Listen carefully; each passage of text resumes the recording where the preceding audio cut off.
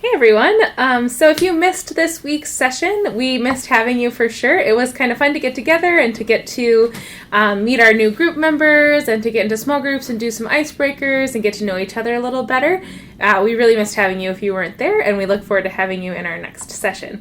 If you're a parent that just kind of wanted to hang out and see what we talked about, that's great. We're super happy to have you do that. If you're a sponsor who's doing that so that you can have a better communication with your candidate, we're super happy to have you do that too. So welcome is, I guess, the moral of that. Welcome to the talk. And if you have any questions at the end, please feel free to give me a buzz on the phone or shoot me an email. So this week we talked about seeking. And it was a lot about our own heart's desires and how those desires lead us to the Lord. So the first question we asked was, have you ever felt drawn to something with no explanation? And then we said, okay, guys, so let's name some of those things. So they said maybe like a new cell phone or a new gaming system, or somebody said like food. Somebody said water, which is a really good answer because I think water's like great, and that is like a weird craving that happens sometimes. You're just like, oh, I just need to drink water. So we talked about some of those things that don't have like a necessary that you can't like quite understand. Water, obviously we understand, but sometimes you don't understand quite why you're craving those things. And so we talked about how all humans have desires or a deep-rooted longing that we don't really have an answer for why. And sometimes we try to mask those things or fill those needs with other things. We all seek happiness, a basic desire. It's a basic desire that we all share.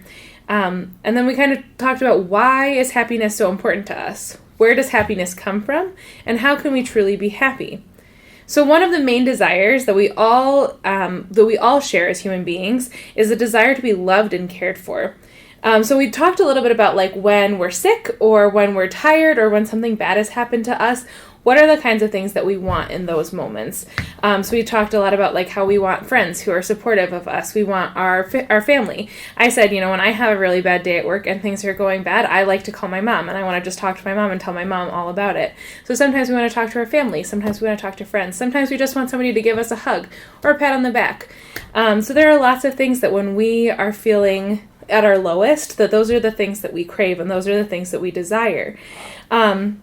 And so God created that inside of us. He created humans with desires and with needs. And in the end, all of those desires, all of those needs are calling us back to the Creator and to the way in which we were made. Something in us is calling us, and something in us and in the world is calling us. And sometimes it's a little hard to hear and answer that call.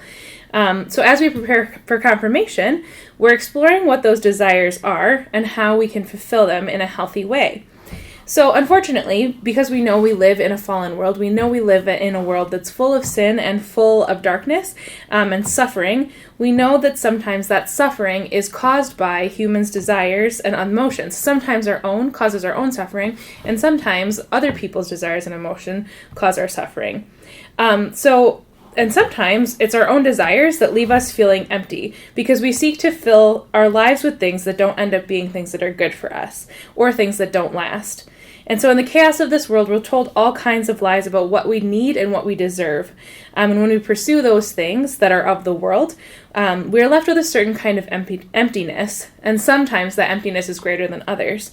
So one simple example that we gave is when we talked about how when you really want a new cell phone, because that was a good one that people really like. They're like, oh yeah, that's right, that's a good one. So when you get a new cell phone, it seems really great. You're like, oh, I have this new phone. It has these new apps. It's super shiny, super new, all these good things, and you feel like this is so great. But soon, it doesn't take very long at all, that phone doesn't give you that same sense of joy and that same sense of happiness, and pretty soon you're wanting the next new phone that's come out. And so it's that same thing, that we're chasing those desires, that we're chasing those things that are not eternal, and they leave us feeling empty and leave us feeling wanting more. So we sometimes struggle with articulating our desires also, and even knowing what our needs and desires are. So I'll give you a good example of this, that in my family, sometimes we will be ready to go out to dinner, and somebody will say, oh, well, what do you want? And then one of us will say, oh, I don't care, whatever you want. Then that original person will say, oh, well, how about we go have Mexican? And we're like, ugh, no, not Mexican. So that other person will say, okay, well, maybe we should go get burgers and fries. And then, oh, no, not burgers and fries. I'm sure this is a conversation that happens in all of your families, that we just don't really always know what we want.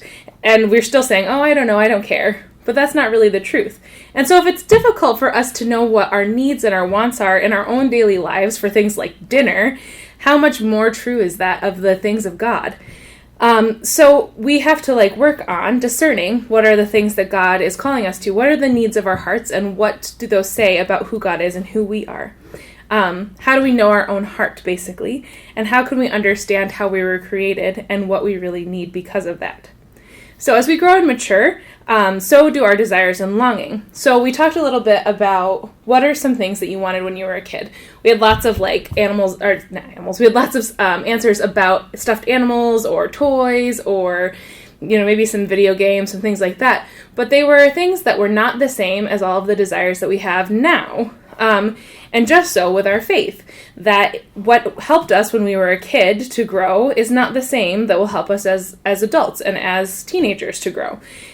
So what we needed in our faith then, and the time we spent in our faith then, is not the same as what we need now and the time that we should spend now.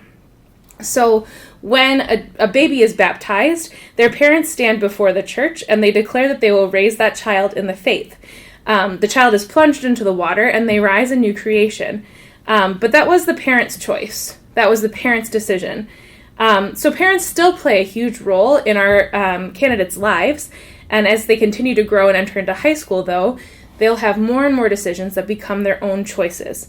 So confirmation is the beginning of that journey of making our own choices and of being an adult in our faith.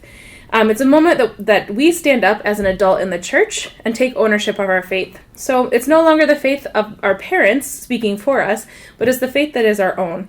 It's the beginning of a journey towards true happiness, to fulfilling the things that we desire in a way that lasts, and chasing not what is fleeting, but what is eternal. As we learn over the course of this program, life is bigger than what happens in our families, in our schools, in our communities, in our friend groups. There is something bigger going on around us. There's a deeper meaning to the things that we want and the things that we continue to seek.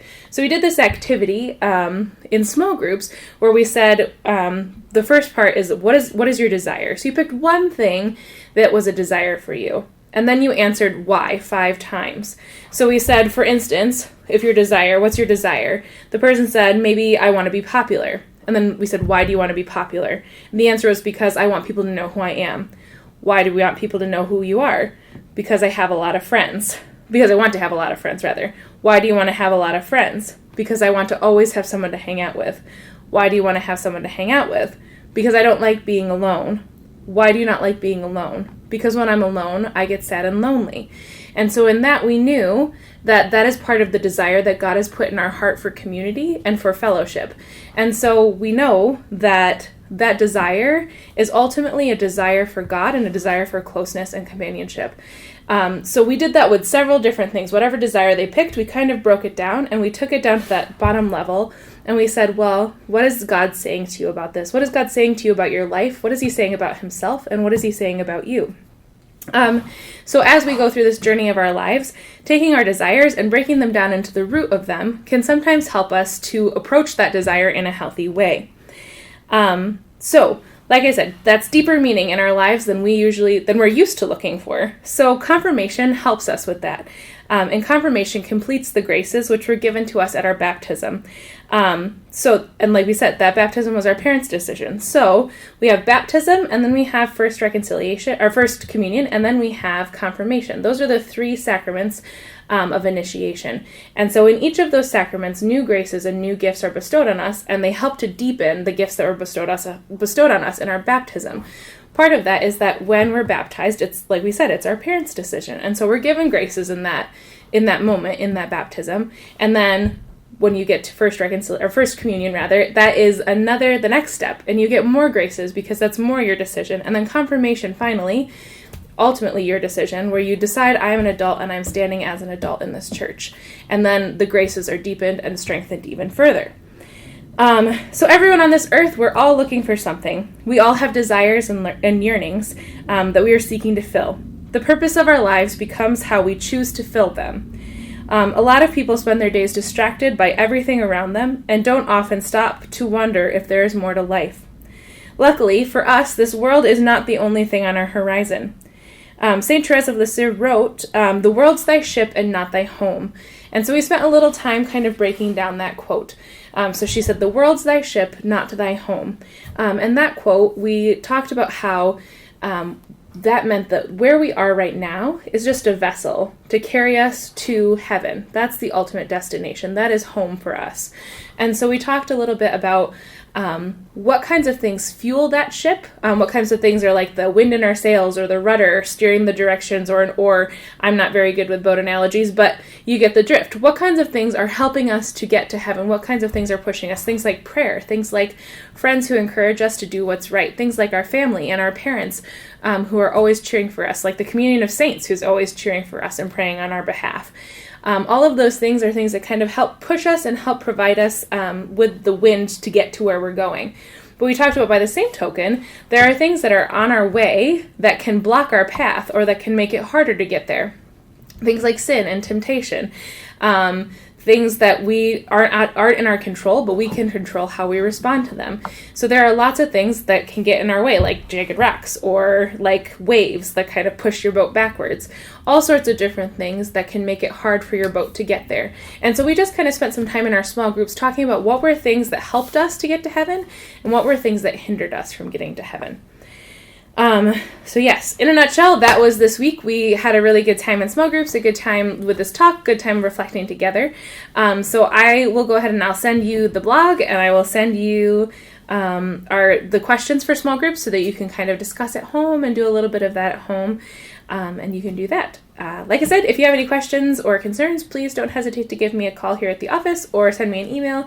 I'm always happy to sit down and chat and go through things. So may God bless your week, and we'll see you in a couple weeks.